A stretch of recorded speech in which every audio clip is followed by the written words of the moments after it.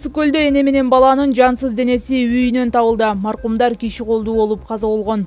Ысык көл облусунда эне менен баланын жансыз денеси үйүнөн табылды. Бул тууралуу Ички иштер министрлигинин басма сөз кызматынан билдиришти. Маалыматка ылайык 1 февраль күнү кечки саат 20:00 чамасында Кашат айылындагы турак үйдөн 1967 жылы туулган аялдын жана анын 1992 жылы туулган уулунун жансыз денелери табылган. Бул окуя Ысык көл райондук Ички иштер башкармалыгынын кылмыштардын жана жоруктардын бирдиктүү реестрине катталып, сотко чейинки өндүрүш башталган. Окуя болгон жерге Ысык көл райондук Ички иштер башкармалыгынан жана Ысык көл облустук Ички иштер башкармалыгынын тергөө ыкчам тобу чыгып барган учурда үйдүн кире бериш бөлмөсүндө эне менен бала башынан катуу нерседен жаракат алып, каза болгон жансыз денелери жаткан. Алдын ала текшерүү иштерин жүргүзүү учурунда кылмышка шектүү катары ушул эле айылдын жашоочусу аныкталып, азыркы учурда издөөгө алынды.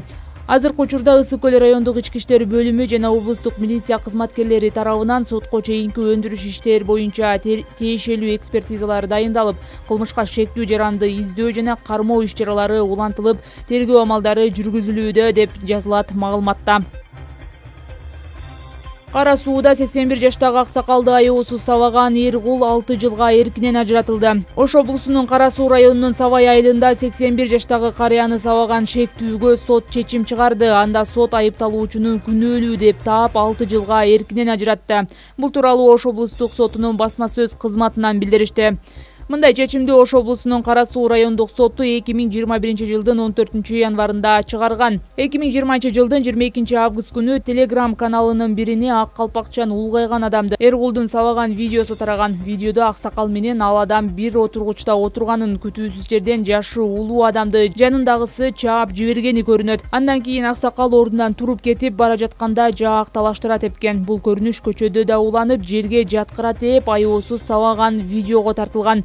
Көп өтпөй 25 август күнү саат 20:30 чамасында Кара суу райондук Ички иштер башкармалыгынын кызматкерлери изделип жаткан шектүүнү кармашкан. Ыкчам иш-чаралардын натыйжасында шектүү өзү жашаган үйүнө келди деген маалымат боюнча үйүнө кызматкерлер барган. Ал өзү үйүнөн чыгып, качып кетүүгө аракет кылып, кызматкерлерге баш ийбестен каршылык көрсөткөн. Натыйжада ички иштер органдарынын бир кызматкеринин денесине жаракат келтирген.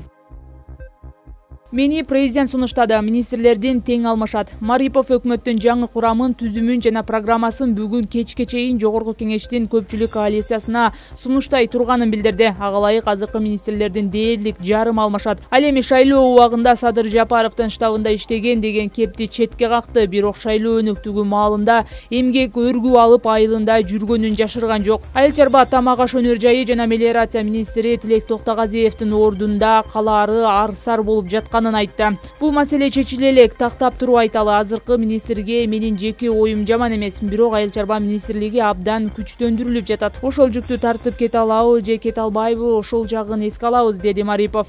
Өкмөттүн жаңы курамы парламентке шаршемби күнү киргизилип, жалпы жыйында каралаары күтүлүүдө. Улукбек Марипов 42 жашта, эсеп палатасынын төрагасы кызматында 2016 жылдын март айынан бери иштеп келе жатат. Ага чейин президенттик аппараттын жетекчисинин орун басары болуп турган. Атасы Самидин Марипов Кыргыз Республикасынын эмгек сиңирген дарыгери, Жогорку кеңештин 2 жана 3 чакырылышынын депутаты. Учурда Ноокат аймактык ооруканасынын директору болуп эмгектенип келүүдө.